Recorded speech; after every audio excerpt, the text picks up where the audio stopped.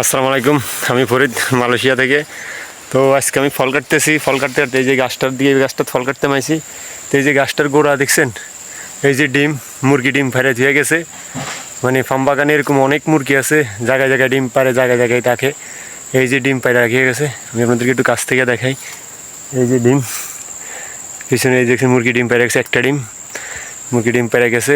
এইখানে পাম বাগানে অনেক সময় মুরগি ডিম টুম পায়রা বাচ্চা থাকে, ডিম থাকে, জায়গায় জায়গায় ফইরা থাকে। আসলে নষ্ট হয়ে যায়। যেরকম এখন এই গাছের আমি ফল কাটমু, এই গাছ থেকে আমি 4টা ফল কাটমু, কিন্তু ডিমটার উপরে ফইরা ডিমটা ভাঙিয়া যেতে পারে, কিছুই করার নাই। বাট এগুলো জঙ্গলের ডিম, আমরা নিই না, নিলে আমরা খাইতে পারি। বাট এগুলা দেখা যায় বিভিন্ন যে সমস্যা আছে, এগুলো নিষেধ আছে জঙ্গলের ডিম না নেওয়ার জন্য, তাই আর কি নেওয়া হয় না। তো আপনাদেরকে ডিমটা দেখালাম যে মালয়েশিয়ার পাম বাগানে মুরগির ডিম আছে, ডিম পাওয়া যায়, বিভিন্ন জিনিস পাওয়া যায়, ডিম পাওয়া যায়। আজকে অনেক গরম পড়তেছে, দেখছেন শরীরে ঘাম। এমনিতেই তো ফার্ম বাগানে কাম অনেক কষ্টের, তারপর আজকে অনেক গরম পড়তেছে। তো যাই হোক, এই আর কি একটু দেখালাম আপনাদেরকে। এখন ফল কাটবো, সবাই দোয়া করবেন। তো আল্লাহ হাফেজ, সকাল থাকবেন, দেখাবো নতুন ভিডিও নিয়ে।